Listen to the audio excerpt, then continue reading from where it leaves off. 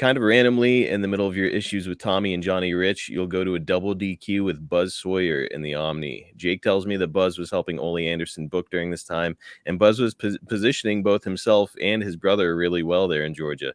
The two were Yeah. even going to defeat the Red Hot Road Warriors on a number of occasions this month. And Jake was like, he told me personally during our Legion of Doom episode that we did that he was just appalled by the idea of it because he's like, here's the Road Warriors. There's these two big muscle bound guys. They're getting over huge.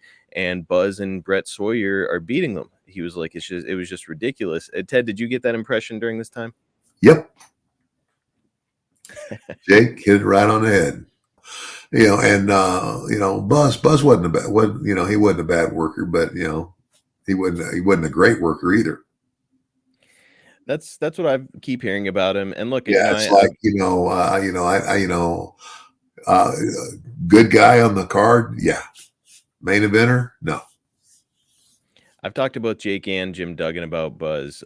Jim very recently on ad-free shows, and neither of them had any kind words to say about the man at all. No. What can you tell our listeners about your interactions with Buzz Sawyer? I didn't have any. If I had to get in the ring with him, I would do that. But aside from that, I stayed as far away from that because I didn't want to explode. I didn't want to, if I'm around this guy too much, it's not gonna, it's not gonna be good. And I just distanced myself totally, kept to my, my own business. And it just, anything I had to do with him was strictly business, and that's it.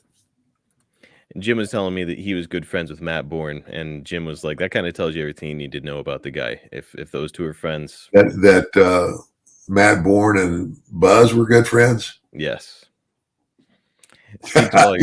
Again, yeah. Jimbo was right. Yeah. Well, Jim knows that too. I never. I don't know. I guess because when we were doing the deal with Jim, like this is when I turned on Jim or right in Mid-South, and I had what they call it. I don't know what they called it, but I had I was like the ringleader, and Matt Bourne was one of the guys. You were the King Cheese, they always called you. Yeah, the big cheese. The big cheese, that's it. The King Rat, I heard them call you. Yeah. But yeah, it's so you never really ran afoul of Matt Bourne either. Like you guys just didn't have enough time around each other to have an issue.